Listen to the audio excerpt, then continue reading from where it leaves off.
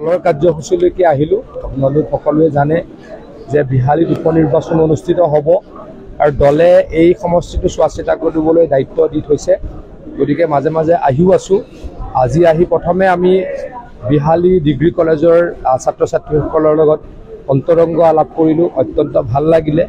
দ্বিতীয়তে আমি আমাৰ যি 4টা জিলা পৰিষদ, এই জিলা পৰিষদ কেন্দ্ৰিক আমি যিমানকেইটা পঞ্চায়ত আছে তাত এখন কমিটি কৰি দি গৈছিলোঁ। তেওঁলোকৰ লগত বিস্তৃতভাৱে কি চলি আছে, কেনেদৰে সংগঠন চলি আছে কথা পাতিলোঁ।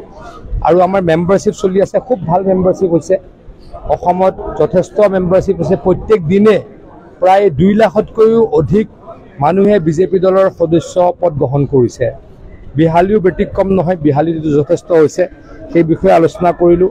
আৰু এটা কথা মই অত্যন্ত সুখী, মই মাজে মাজে এইকেইদিন মিডিয়াৰ আগত ব্যক্তও কৰিছোঁ যে ডেইলি 2 লাখতকৈ বেছি মানুহে মেম্বাৰশ্বিপ লৈছে বিজেপিৰ। আৰু ঘৰত বহি বনোৱা মেম্বাৰশ্বিপ নহয়, মানুহগৰাকীৰ ইনভলভমেণ্ট লাগিব।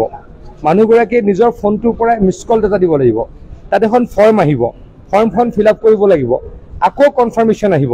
গতিকে এটা বিস্তৃত প্ৰক্ৰিয়া আছে।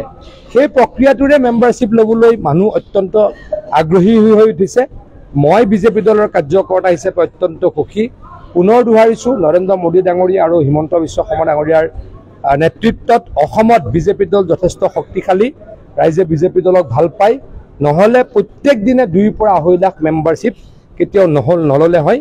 আৰু এইটো হোৱাত মই অত্যন্ত সুখী হৈছোঁ।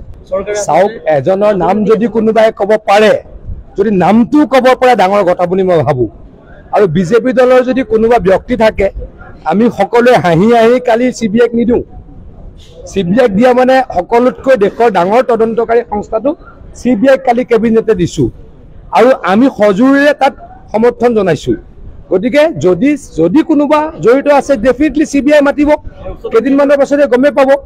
কংগ্ৰেছৰহে কোনোবা কৰ্মী, কোনোবা নেতা জড়িত বুলি নাম সহকাৰে টিভিত পেপাৰত পঢ়িবলৈ পাইছোঁ। অৰুণজ্যোতি গগৈ তাৰ ওপৰত কিবা প্ৰতিক্ৰিয়া দিব বুলি মই আশা ৰাখিছোঁ। চাওক, CBIৰ ওপৰত আৰু কোনোবা আছে নেকি? CBIৰ ওপৰত কোনোবা থাকে নেকি? আগতে কংগ্ৰেছৰ দিনত কিমান এনেকুৱা কেলেংকাৰী হ'ল, CBI বুলি কৈ মানুহ ভাগৰি গ'ল। কংগ্ৰেছে দিব নোৱাৰে, কাৰণ কংগ্ৰেছৰ মানুহ তাত জড়িত হৈ থাকে। আমি জড়িত থাকিলেও ৰেহাই নিদিওঁ। মই ভাবোঁ যে প্ৰথম কথাটো জড়িত কোনো নাই। মই আকৌ কৈছোঁ, জড়িতটো কোনো নাই। জড়িত থাকিলেও কি পাব লাগিব? শাস্তি পাব লাগিব, কঠোৰ শাস্তি পাব লাগিব। গতিকে আমি সকলোৰে অত্যন্ত দৃঢ়তাৰে CBIক দিয়াৰ ব্যৱস্থা কৰিছোঁ।